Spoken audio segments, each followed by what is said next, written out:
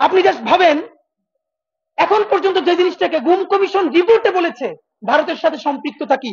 এক number, border পার করে ভারতীয় বাহিনীর কাছে হস্তান্তর, যেমন বিএনপির যে সালাউদ্দিন সাহেব, সাইদি সাহেবের মামলার সাক্ষী সুখরঞ্জন বালি, তাদেরকে তো ভারতের কোর্টে পাওয়া গেল। আজ পর্যন্ত আন্তর্জাতিক অপরাধ আদালতে মামলা করে নেয় বাংলাদেশ সরকার, যে বাংলাদেশের একজন ভিকটিম, একজন জনগণ কিভাবে ইন্ডিয়ার কারাগারের মধ্যে থাকতে পারে। নাম্বার তিন, তিনজনকে যে ভারত থেকে উদ্ধার করা হয়েছে, দেখেন প্রক্রিয়াটা কিভাবে হয়েছে।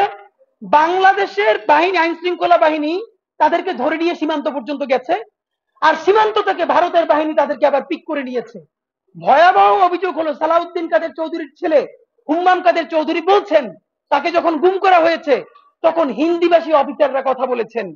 আরো অনেক গুমের অভিযুক্ত, মানে গুমের যারা ভিকটিম, তারা বলেছেন যে আমরা তখন বিদেশি ভাষায় কথা শুনতে পেয়েছি।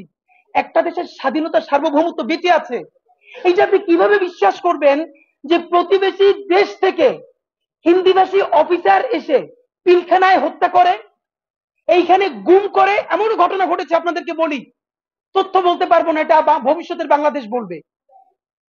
ইন্ডিয়ান এজেন্সি একজনকে গুম করবে, বাংলাদেশ সেনাবাহিনীর একটা অংশ তাকে গুম করতে দিবে না, রাস্তায় মুখোমুখি হয়ে গেছে তারা।